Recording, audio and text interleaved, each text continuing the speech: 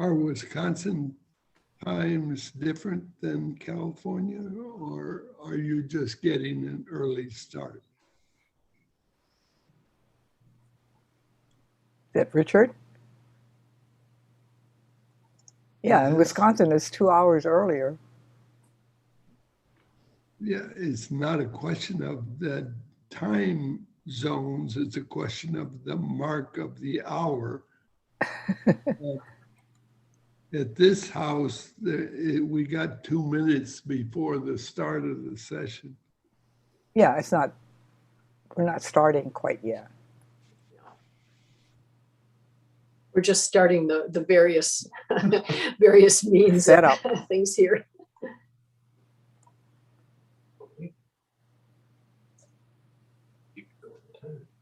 Okay. Okay, good evening, everyone.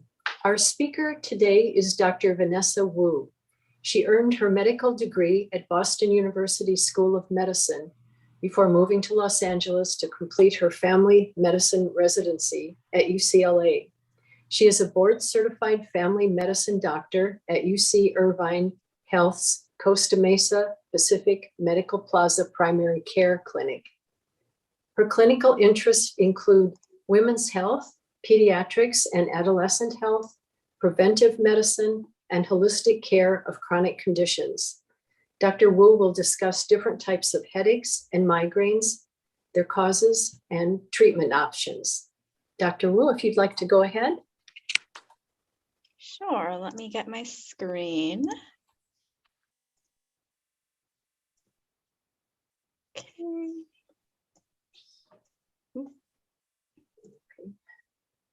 All right, can everybody see that? Can you hear me? Yes. Yep. Yeah. All right. Okay. Thank you so much for the invitation to speak tonight. As they mentioned, we'll be talking about migraines as well as other types of headaches. I believe we're going to save the questions for the end, but you can feel free to put them in the chat box as well if you want to make sure you don't forget them by the end of the talk. So first off, I do not have any financial disclosures. If anyone would like to give me any, I'm open.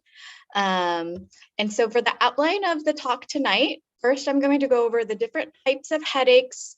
I'm going to go over some warning signs for headaches that we want people to watch out for. I'm going to go over non-medication options for prevention. And then the last half will focus more on various treatment options for headaches, and then medications and kind of medical procedures that can be helpful for people who have headaches very frequently, kind of back into the sort of prevention sort of realm. And so first, the different types of headaches. And the biggest way we classify headaches are whether they're a primary headache or a secondary headache. And so a primary headache means the headache is not due to something else, which would make it a secondary headache. So for example, if you have a headache because you have a brain tumor, or there's an infection in the brain, or there's bleeding, then the headache is a result of that other condition. Versus the primary headache is where there's not something else going on. And those are the types of headaches that we're going to focus on tonight. And so the three most common types of primary headaches, they make up about 90% of these primary headaches, are tension type headaches, migraine headaches, and cluster headaches. And so we're going to go over kind of the most common characteristics of these headaches and some sort of other information about them. And the rest of the talk is mostly focused on these primary headaches. The first type, which is the most common type of primary headache, is the tension type headache, which is also going to be abbreviated by TTH on the slides, just because that's really long to type out. And so I mentioned it's very common. One Danish study found that a specific type of tension type headache that's called infrequent and episodic, which just means people get this headache less than 1 day per month. And that can affect up to 63% of people. So that's almost 2/3. These types of headaches are slightly more common in men than women, about 88% in women, and then 69% in men. Typical features of a tension type headache, they're usually described as a non-throbbing type of pain, and it's usually on both sides of the head, although it can be only one-sided. And very often people will describe this type of headache as a dull headache, a pressure, sort of a tight band across the head, or feeling like there's fullness in the head, that kind of description. People may also have kind of muscle tenderness or pain in the head itself, but they can also have pain in the neck, especially the back or the shoulders, in addition to the other types of headache I've mentioned. And these types of headaches, some can last as short as 30 minutes, and some people can have them for up to about 7 days. Usually it's somewhere in the middle. And with these headaches, often people can, continue to go about doing activities through them, but some people do need to kind of rest, or else the headache is kind of too strong for them. And so that's some information about tension type headaches. Next, we're going to talk about migraines, which are probably, even though they're not as common as tension type headaches, they're one of the most well-known type of headaches. And so migraines affect up to 12% of the population that we know of. Again, a little bit more common in women than in men, so 17% versus 6%. And a classic migraine, although the one thing to know about migraines is that they can present very, very differently, but the quote unquote classic migraine is usually one-sided, and usually people will describe it as a throbbing or a pulsing type of pain. And a lot of the times people will have nausea or vomiting with these headaches. They'll often get more pain or discomfort if there are loud noises or bright lights around them. And they may feel like their head is very, very sensitive to even very light touches.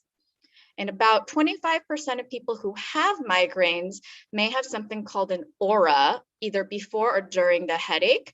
And this is basically a temporary change in their vision, other senses, or even motor function, which, as you can probably predict, can be very scary for people if they don't know what's going on. In addition, about almost 80% of people with migraines may have what's called a prodrome, which are a variety of symptoms that can occur about 1 to 2 days before the migraine starts, and often will let people know they're going to get a migraine. And so common symptoms besides the aura can include things like more yawning, feeling more irritable, having their mood be higher or lower than usual, and sometimes even constipation. In terms of migraines, commonly they last about 4 to 72 hours, although they can last longer. And typically with migraines, people do have to rest in a dark and quiet room, or else the migraine will just get worse. And then in terms of migraines, this is one of the ones where we have a lot of theories on why they happen. And the current leading theory is that they're actually a result of some neurons or nerve cells kind of malfunctioning. And we think this results in a wave of these neurons kind of activating, kind of moving across the brain. And we think that wave will activate other nerves, and some of them will release inflammatory chemicals or enzymes that will make all of the nerves be very sensitized to any sort of stimulation. So pain responses are kind of overactivated at that point.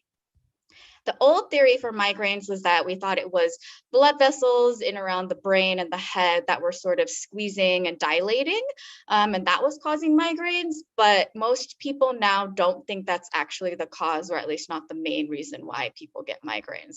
In terms of why it happens, we still don't know why some people have this issue, but that's the current leading theory. And there does seem to be a genetic component, because someone who has migraines, their relatives have about a 3 times higher risk of having migraines themselves compared to somebody who doesn't have a similar sort of family history of migraines. The third type of primary headache is the least common one, but again, they're called cluster headaches. And so they affect actually less than 1% of the population. And this is the only type of primary headache that is actually more common in men than in women. And the typical features of a cluster headache are they're almost always only one-sided, and they usually get worse very, very quickly. They go from no pain to maximum pain within a few minutes. And this pain will often start around the eye or kind of the temple area on whichever side the headache is on. And people often have other symptoms on the same side of this pain. So they might have that eye will start tearing up or turn very red. Their nose will run only on that side. Their face will be super sweaty on that side. Again, can be very alarming. Cluster headaches usually only last about 15 minutes to 3 hours, but people will often have frequent, for example, sometimes daily or more than daily attacks for weeks at a time, which is why they're called cluster headaches, because they tend to cluster together. Most of the time, people who have cluster headaches, when a headache is active, they don't usually have to stop what they're doing and go rest. They can usually go about their day, unless they have issues seeing because of the eye tearing, obviously. And so that was the various types of headaches. And then I just wanted to briefly kind of let people know some signs where if you do have a headache, where we would want you to maybe see your doctor or, potentially think about going to seek more urgent care. So this is, for example, if you have head pain that changes with your position. So if it's worse when you're lying down, that's potentially concerning. If your headache seems to be caused by exercise, when you cough or when you sneeze, again, possibly something to be worried about, although not always. And then again, pain that reaches maximum strength within a few seconds or minutes, something that we call potentially a thunderclap headache, happens very quickly, possibly something to talk to your doctor about. The other thing is also getting regular headaches kind of later in life, so starting after age 50, because a lot of those primary headaches that I mentioned earlier, people who have them, they'll tend to start getting them, when they're younger. So if you start getting regular headaches later, we do want to make sure we're not missing something else. Another thing is, even in someone who has a history of regular headaches, if they feel like their headaches are changing from usual, so maybe they're feeling stronger or feeling different, or they're happening more often, again, something to talk to your doctor about. Other things to watch out for is if you have a headache accompanied by other kind of neurological symptoms like numbness, tingling, weakness, confusion, etc. And then obviously if you have a headache and also have fever, weight loss, night sweats, again, those are all things that potentially make us worried for infection or cancer or other things that we want to make sure we're checking out. And then the last thing is, if you have a headache and you also have eye pain or change in your vision, especially one-sided, because you can have headaches with glaucoma attacks, for example, or other things. So it's not always in the head. You also want to worry about the eyes as well. So again, if you have any of these symptoms, especially depending on how quickly they come on, probably do want to talk to your primary care doctor about it, or if it's very serious, potentially go into a walk-in clinic or somewhere more urgently. Okay, so we talked about the types of headaches, some warning signs. I do want to spend a little bit of time on non-medication options for hopefully preventing headaches or making them happen less often that apply to basically all three of the headache types. And so the biggest thing is to figure out if you have anything that triggers your headaches. Everyone is a little bit different, so not all of these will apply to everybody, but these are some common triggers so people can look into them, and try a headache diary and see if avoiding these triggers does help with headaches. And so the first big category for triggers is your diet, things you eat and drink. So alcohol, chocolate, aged cheeses like cheddar, aspartame, or other artificial sweeteners can sometimes cause headaches for people. Caffeine, whether too much or too little, nuts, and then nitrates and nitrites, which are chemicals often used as preservatives. For some people, hormones, like especially for women, sometimes changes in their cycle or around menopause can make headaches worse.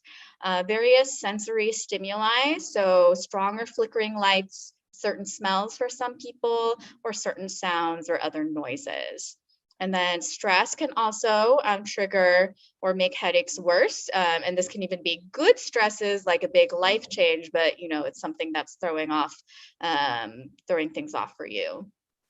Other potential triggers are other changes in your environment or your habits, weather changes or seasonal changes, time zone changes if you're traveling a lot, changes in altitude, changes in your schedule, or including changes in your sleeping habits, and then not eating regularly, whether that's dieting and changing how you're eating or just skipping meals, and some people will trigger headaches.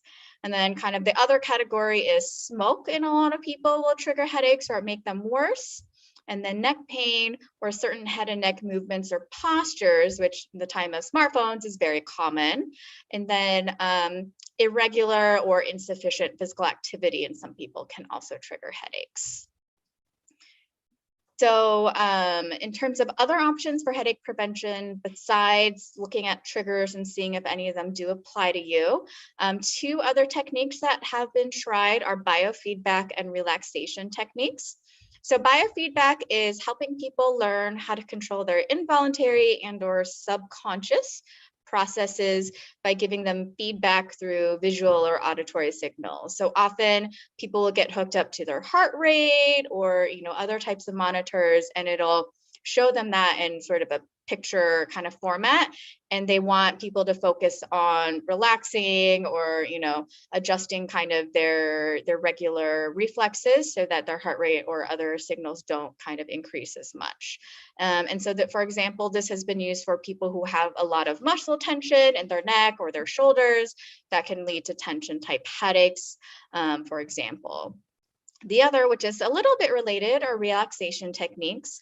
And these usually aim to try to change people's physiologic responses to potentially decrease their headache symptoms. So not to prevent the headache itself, but maybe like make it less painful. So progressive muscle relaxation, where you tense and then relax your muscles going from head to toe is an example.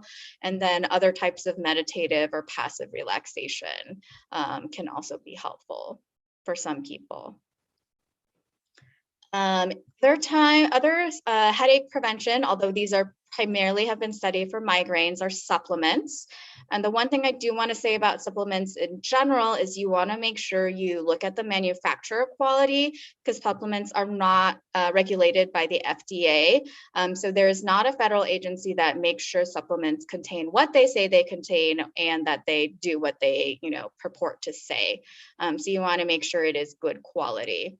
But the first supplement that has been studied for migraines and can be used for other headaches is riboflavin or vitamin B2.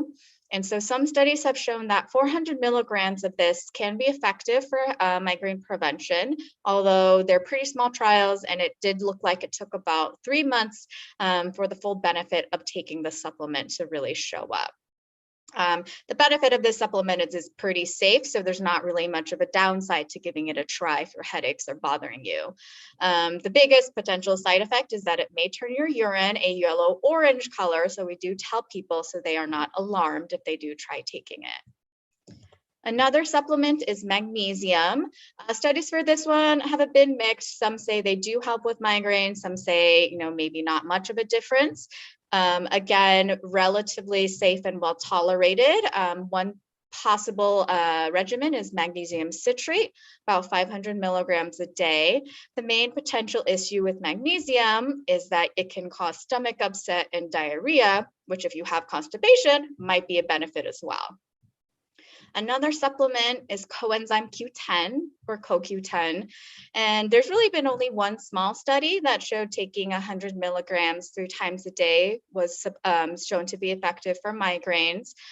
So we do need kind of some larger trials to confirm its benefit. But again, like magnesium and riboflavin, it has relatively few side effects. And so if people want to try it, this is relatively safe.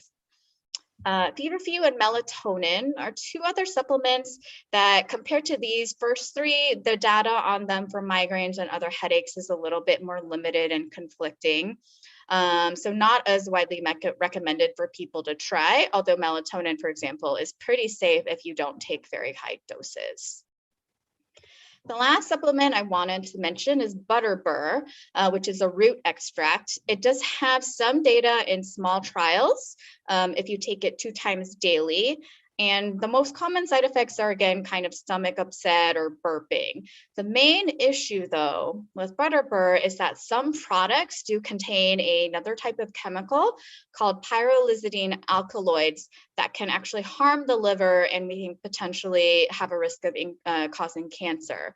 And so the main issue with the supplements is, like I said, since they're not very well regulated. They're not regulated by the federal government. Right now, a lot of experts aren't recommending Butterbur supplements just because it's hard to guarantee the supplement you get doesn't have those harmful chemicals in them. So even though the Butterbur itself is effective, we don't know about the safety of like the rest of the chemicals inside the supplement. So if we get any updates, that may be something that people start to use again. So just to summarize this first part, we went over some tips for prevention that don't involve medications or other sort of medical procedures with a doctor. And so general tips to sum it up are try to maintain a regular sleep schedule with good sleep hygiene, regular meals, some sort of regular activity, moving your body. And then if you do have headache triggers, make sure to try to avoid them. And for people who aren't sure if they have triggers, headache diaries can be pretty useful to help people identify them, or just to keep track of how often they are getting headaches and how long they're lasting. And there are a lot of very easy, simple templates for these diaries, or you can just make your own because it's basically diary and you write down possible triggers or what you're doing, what you're eating, and then whether or not you had a headache. So that was the first part, like I said, and then next we're going to go to treatment for headaches. So this first part is just a general concepts for when we treat headaches for people. And so acute treatments are sometimes also called abortive treatments because the goal is once a headache has started, this will help stop it, or kind of make the pain go away. And so for most headaches, medications like acetaminophen or Tylenol, and then the class of medicines called NSAIDs, which include ibuprofen, which is also known as Advil or Motrin, or OLLI-Live, also known as naproxen, are generally considered first line and may be effective for mild headaches. So all three of the types that we talked about. And the big thing to understand is that for the most part, we encourage people to try to avoid what is called a medication overuse headache, which can happen if people end up taking acute treatment for their headaches kind of too often. Sometimes you'll actually get worse headaches when you stop taking the medications. And so the goal to try to avoid these headaches is to try to limit the use of any prescription or combination medications like Excedrin and other brands like that to 9 or fewer days per month. And then if people are taking NSAIDs for headaches, to try to not take it more than about half of the days in a month. Obviously, we know that's not always possible, but that's the usual general goal. And then any medications that contain butalbital, which is relatively rare these days, but still happens, you want to try to use it no more than 3 days per month because it does have a fairly high risk of an overuse headache. So that's the general idea for all of the headaches. And then I'm going to go through all three of the primary types of headaches one by one for what people can do if they're having those types of headaches. And so the first one is the tension type headache. And so first line, like I just said, is usually taking an NSAID like ibuprofen or even aspirin. And so I've just given some examples of possible doses that people can try. Again, this does for NSAIDs, you do want to be careful if your kidney function is not too good, you want to make sure to talk to your doctor first. Tylenol or acetaminophen, we think is probably less effective than NSAIDs or aspirin for headaches, but you can try up to 1,000 milligrams for people who can't take, NSAIDs. Like, for example, if they do have worse kidney function, they have stomach issues, etc., or in pregnancy. There are a lot of combination medications for headaches that contain caffeine, and those seem to be more effective than, just a pain medicine by itself. But again, since they have caffeine, they do have an increased risk of side effects. And then the stronger combination medications that contain substances like butalbital and codeine are not recommended as first line because, like I mentioned earlier, they do have a higher risk of overuse headaches. And then they do have a risk of the butalbital and codeine causing tolerance and dependence on them separate of the headache itself. Other options for tension type headaches is if it's a very, very severe headache, if you end up in the emergency room, for example, the doctor can give you intravenous injections or infusions with some medications like chlorpromazine, diphenhydramine, metoclopramide, etc. And those can also be used for migraines, which I'll talk about. Sometimes people will give intramuscular ketorolac, which is basically, it's an NSAID, so it's like a stronger version of ibuprofen or naproxen. So that's something your doctor may be able to give you in the clinic if those other medications aren't helping. And then triptans are a class of medication I'm going to talk about more with migraines, but we think they are effective in people who have migraines, but they're also having a tension. They just happen to also have a tension type headache. But if someone doesn't have a history of migraines, they only have tension headaches, we don't really know how effective these are. They haven't been shown to be that effective. And then, like I mentioned, the biofeedback and relaxation can be helpful to prevent these headaches, as well as maybe help them resolve faster. You can also try things like massage, heat, or ice as well. So that was tension type headaches. And then migraines have a lot of options too. So you can still use the Tylenol, the ibuprofen, the over-the-counter combinations like Excedrin, like I mentioned. Since a lot of people with migraines have nausea, you can also just use anti-nausea medications as well, or add them to the other pain medication options. Triptans or ergots, which I'm going to talk about in a minute, or there's some combination medications that have triptans and NSAIDs in them, can also be an option. And then if someone has a very severe migraine or one that's lasting for more than 72 hours, some of those people will end up, in the emergency room or urgent care because they need IV fluids and some IV medications like the ones we mentioned that can also be given for severe tension headaches. But most people don't end up there, fortunately. So the triptans and the ergots, which I mentioned, are medications that are very commonly used to treat an acute migraine. And so triptans are a class that some people may have heard of. So some of the brand names are Imitrex or Maxalt or Zomig, or the generic is sumatriptan or zolmitriptan or rizatriptan, hence the name.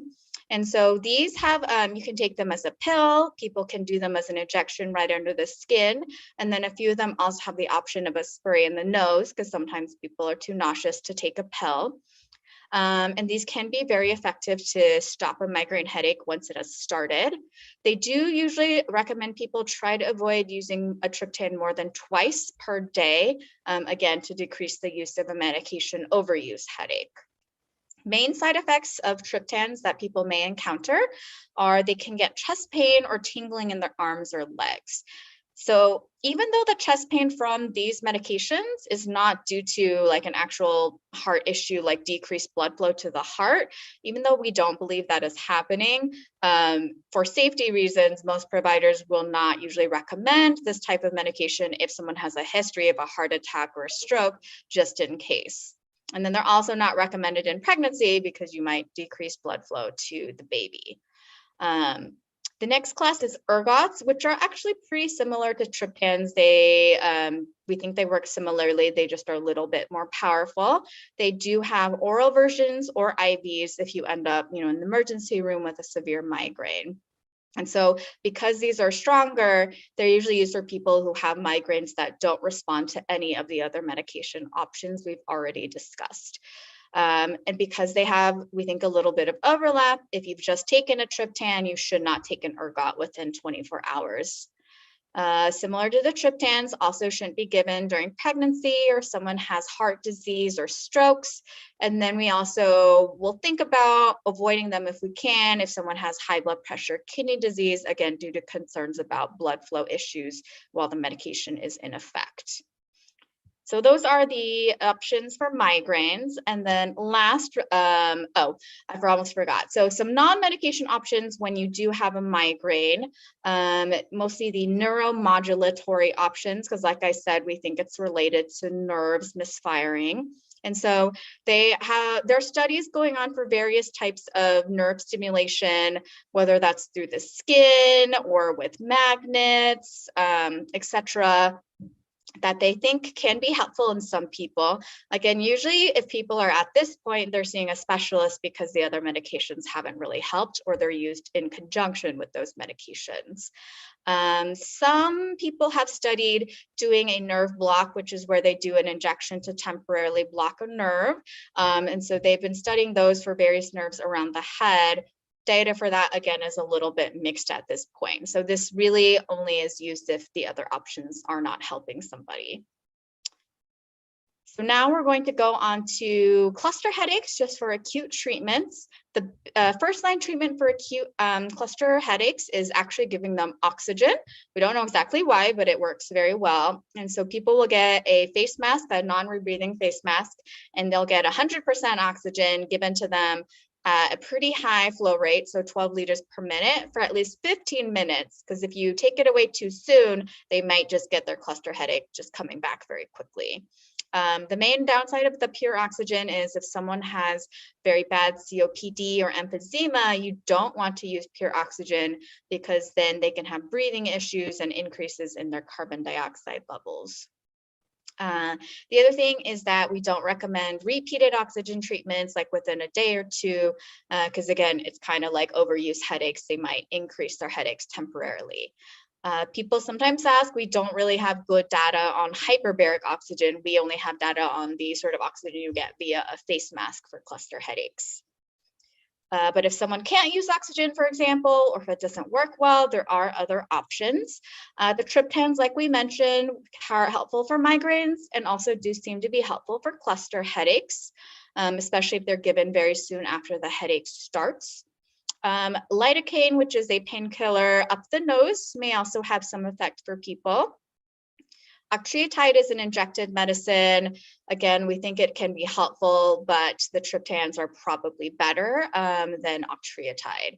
And then the ergots, which were again another option for migraines, also seem to be effective for cluster headaches. The reason we can't say they are for sure is that there's no more modern trials with them for cluster headaches. But since the triptans work, we think they probably work for cluster headaches as well. So that's kind of, if you have a headache, how we treat it. But some people, you know, even though we don't want them to use these medications very frequently, some people will have headaches once a week, 2 times a week, or if they have a headache, you know, like a migraine, it knocks them out basically for a day or 2 at a time. And, you know, that's obviously not something that we want people to have to go through if they don't need to. And so the biggest kind of thing the next thing I wanted to talk about is prevention, like medication options for headaches. And so, like I said, the idea of prevention for these medications or procedures is to try to decrease how often people get headaches, how severe their headaches are, or how long their headaches last. In some cases, these treatments can also help improve the response to the medications that you use when you have a headache. So it might make the triptans or the ibuprofen more effective for people. And so these preventative treatments, which are usually regular long-term treatments, are usually indicated, like I said, if someone's headaches occur very frequently, they last for a long time, or they cause a lot of negative impacts on somebody's quality of life.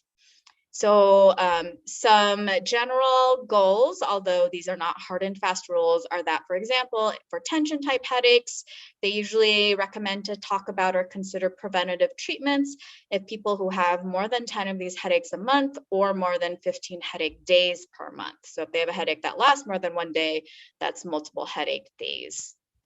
For migraines, you can think about preventative treatments if they have more than 4 migraines a month, or if their migraines last for more than 12 hours, because the migraines are usually a bit more debilitating for people than tension type headaches.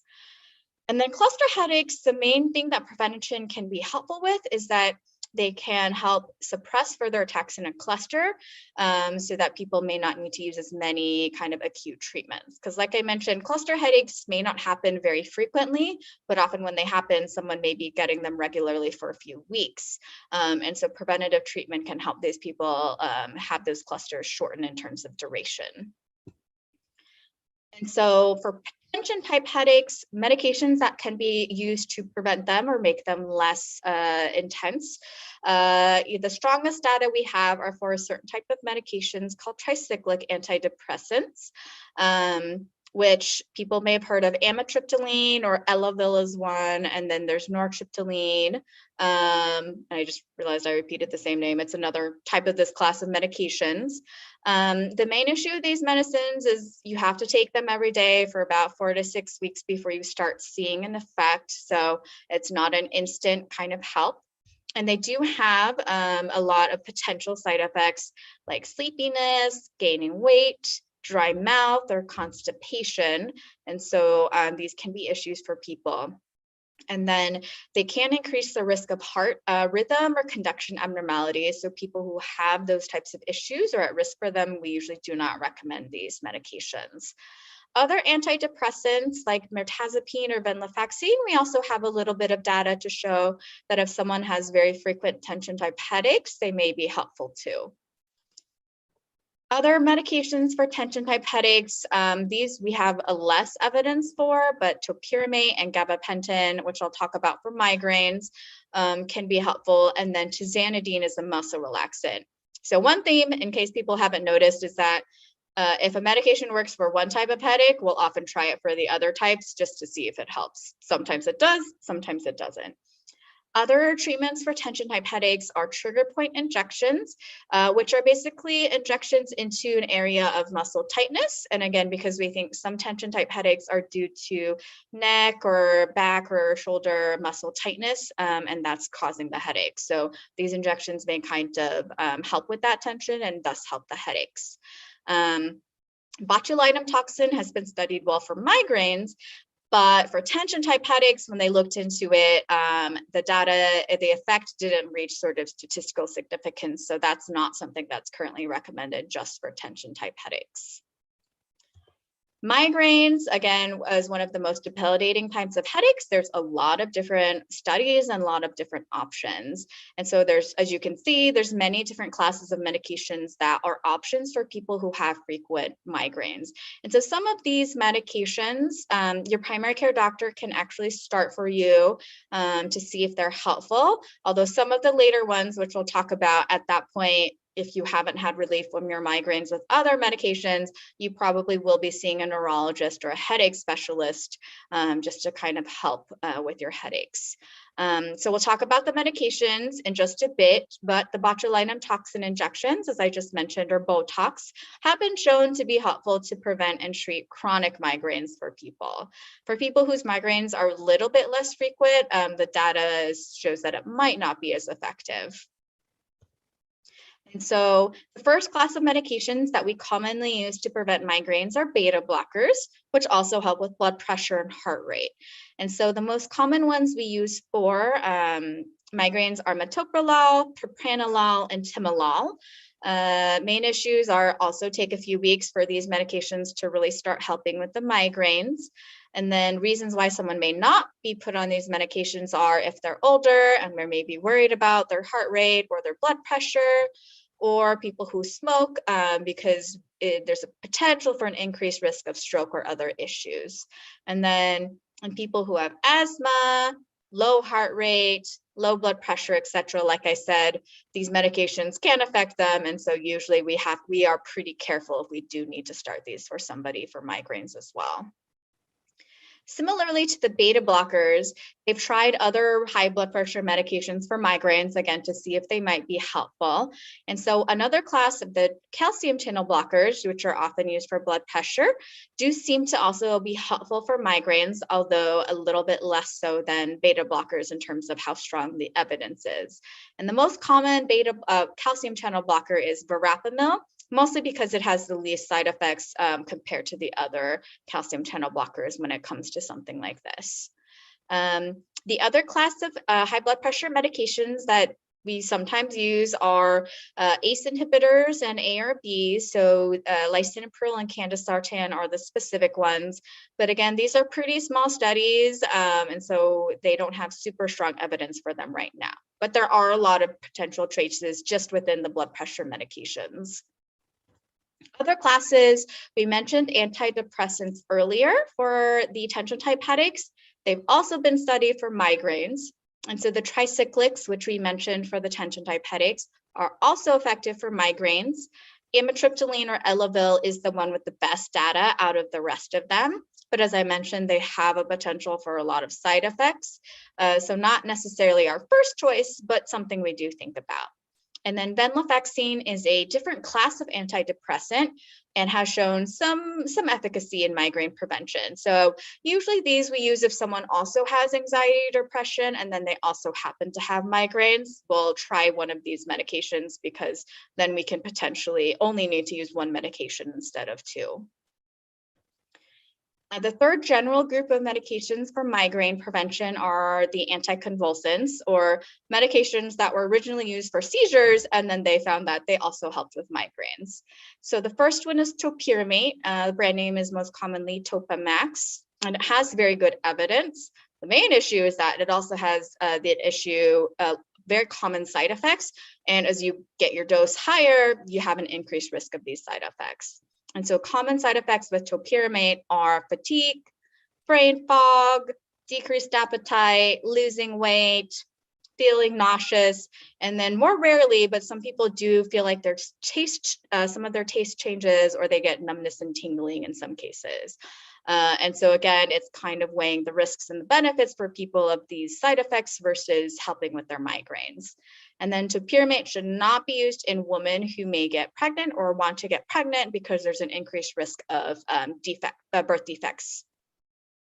Another type is valproate, which I've included some kind of other names for it. Also seems to be effective and is usually a little bit less expensive than topiramate. Somewhat similar, has a decent amount of side effects like nausea, feeling sleepy.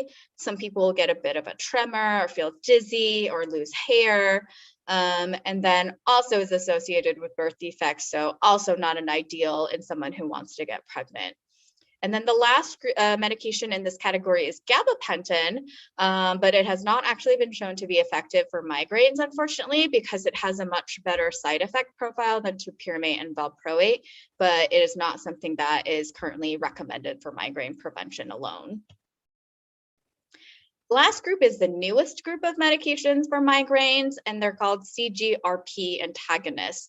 And so basically, CGRP stands for a calcitonin gene-related peptide.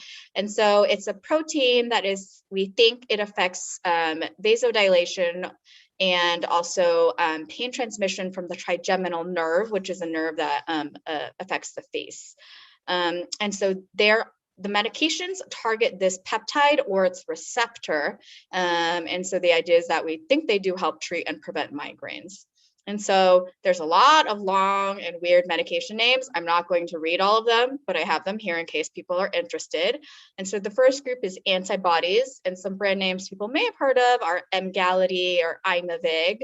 And usually those are an infusion via IV or subcutaneous injection. So some people get them in the doctor's office, but some people can actually do the injection, I think usually in the doctor's office. And then there's antibodies, and then the second group is there's oral pills that directly sort of antagonize the receptor for this peptide, and that's Nurtec and AbbVie. Again, I'm not going to try to pronounce those names. And then, so those kind of are the newest options, and again, usually you use them with the neurologist or the specialist. And then also for migraines, there's a lot of procedures that have been sort of studied. Acupuncture does seem to be more effective than placebo. And then similar to the tension type headaches, they've tried nerve stimulation. So a nerve above the eye, they've tried stimulating it kind of through the skin. The data is a little bit iffy right now, or it's fairly limited. And then the FDA has actually approved transcranial magnetic stimulation, although I think that is a little bit more difficult to get than some of the other treatments we've mentioned. And then right now, they don't recommend to do surgery to remove like nerve tissue or headache or muscle from headache trigger sites.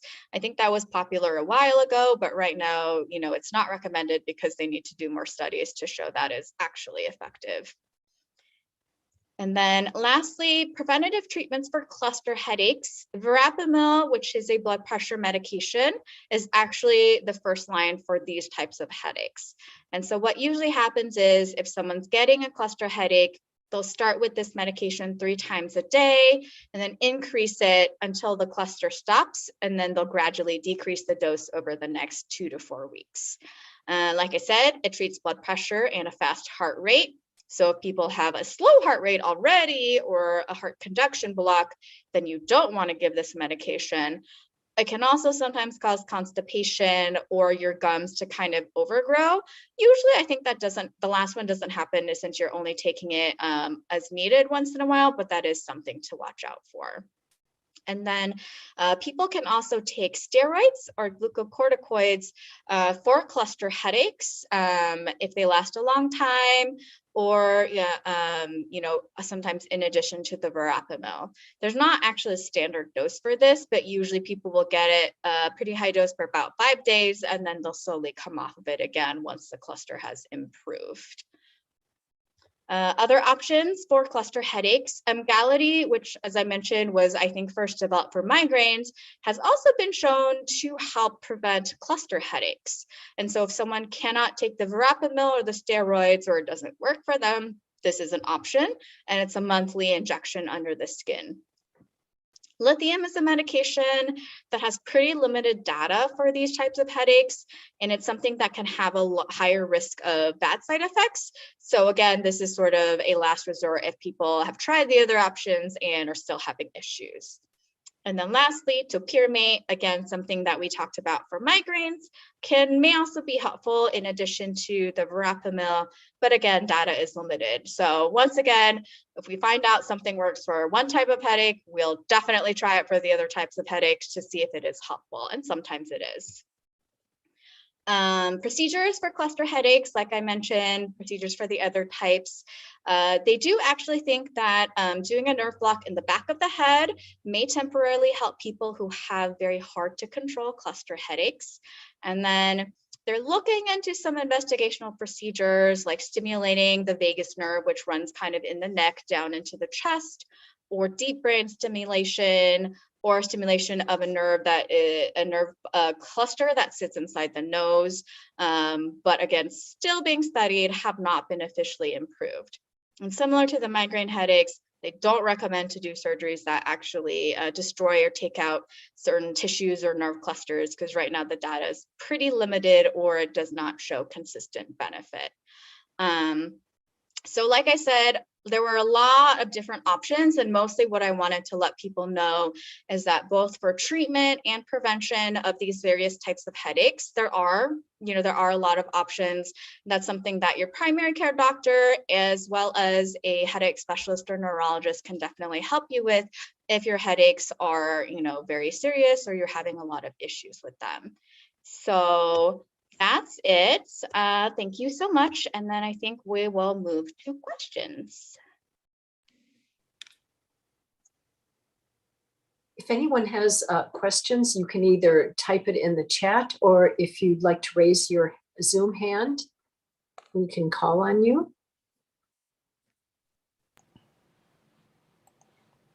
I did have a question, Dr. Wu. Do tension headaches ever progress into migraines, or is that unusual? We don't think they are related in that way. You can definitely have both kinds of headaches, but they're not, because we don't think their cause is exactly the same. We don't usually think that one might lead to the other. But it is certainly true, I think, that people who have one type of headache, they may be more prone to, especially tension type headaches, which we think have a lot more overlap, or they can be from different reasons. Like sometimes we think they're related to eye strain, all of us looking at screens all the time, or like I said, poor posture, a lot of tension in the head and the neck, we think can lead to tension type headaches. So tension type headaches are kind of a bit of a broader category. And so that's why if people have migraines or other headaches, then we think, if they have a lot of stress from that, then they may be a little bit more prone to tension type headaches, if that makes sense. It does. Thank you. Mm-hmm. Joyce, I think Joyce has a question. Yeah, I do. Dr. Wu, I was just wondering, all of these drugs, et cetera, they seem to be targeting various kinds of things. Is there like a center in the brain that is targeted for producing these headaches? Because usually, these are pain type responses. And is there like an area of the brain that is associated with these various kinds of headaches? Cluster headaches, I'm not totally sure, but for the other two, not a specific region. Like I mentioned, migraines, we still don't know why some people get them, but we think it's just for whatever reason, a bunch of neurons in the brain seem to be kind of firing in a way they shouldn't, and then releasing a lot of chemicals that sensitize all the other nerves to pain stimuli. So it's kind of, it's not a specific area of the brain, it's just that the brain becomes really sensitive to any sort of stimulus and has an overreactive pain response. That's what we think is going on with migraines at this point.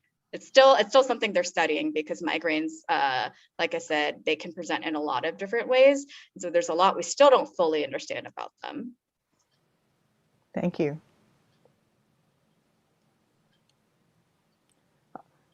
And I think, Joyce, was that the question? Yeah, I had a couple of questions in the, I, I was wondering what causes tension headaches? Yeah, so I think I was saying earlier with Carol, the tension headaches, they're not as strictly defined as something like migraines or cluster headaches. Mm-hmm. And so we do think it is related to tension, which is why they're called that. And so, but it's not like something as clear cut as with migraines. We do think usually it's tension, like I said, in various muscles or eye strain, and stuff like that. But those are a little bit kind of fuzzier, I would say, compared to the other types of headaches. Okay. And my last question was, what's the target antigen for the monoclonal antibodies that are being used for cluster headaches? Oh yeah, it's that CGRP, like I mentioned. Oh, okay, okay. Yeah, it's the, what is it called? Calcitonin gene-related peptide. Or actually, not the peptide itself, it's usually the receptor for the peptide. Because they think when the receptor is activated, then that affects kind of in the face and the brain area, like blood vessel dilation or nerve kind of activation and pain signals. And so they think these medications, either the antibodies or they directly kind of bind to the receptor and prevent it from being activated. And so that's the target they've been looking into. Okay, thank you. Mm-hmm. Makes sense. Does anyone else have a question? Any more questions? I think not. So thank you so much, Dr. Wu. That was a really interesting talk. You Hopefully it wasn't too much information. It was a lot of information, but very interesting. Yeah. So thank you very much. Yeah, and then I think the slides will be available. That's why I included kind of the medication names in case people wanted to refer to them later. Great. Okay. Yeah. Great, thank you. And just a reminder to our audience that the next medical series lecture will be on October 6th at 9 a.m. And the topic will be diagnostic imaging technology, current and state of the art. Okay. I hope we'll see all of you next week. Carol, before we leave, Dr. Wu, did she leave already? Oh, too bad. Sorry, I'm still here. You're still here? You know, I don't usually get headaches, but the one time I did was when I had an outbreak of shingles, the trigeminal nerve. Mm-hmm. And that was really unusual. You didn't mention that sometimes shingles on your face can lead to headaches. Oh yeah, that's mostly what because does that that's do to? so the trigeminal nerve gives you sensory input from your face basically, and so it's a nerve that's very involved in that area. And shingles is a virus that attacks it lives in your nerves, and so when it's activated, the nerves can be irritated. So is there a pain type fibers in the trigeminal also? Yeah, the trigeminal nerve conducts pain signals and other types of sensory signals. No wonder. Yeah. And so if you get a shingles infection in the trigeminal nerve, you probably have pain because that nerve is being irritated and inflamed by the infection. Okay, that makes sense. Thank you very much. And I would say, Joyce, if that's the only time you ever got a headache, that's really lucky. Yeah, most of the time. And so, it's one of those things where you get really nervous and worried when you get a headache, when you don't normally get headaches. Yeah. I was imagining a brain tumor and all those kinds of things. Of course. The worst. I would too.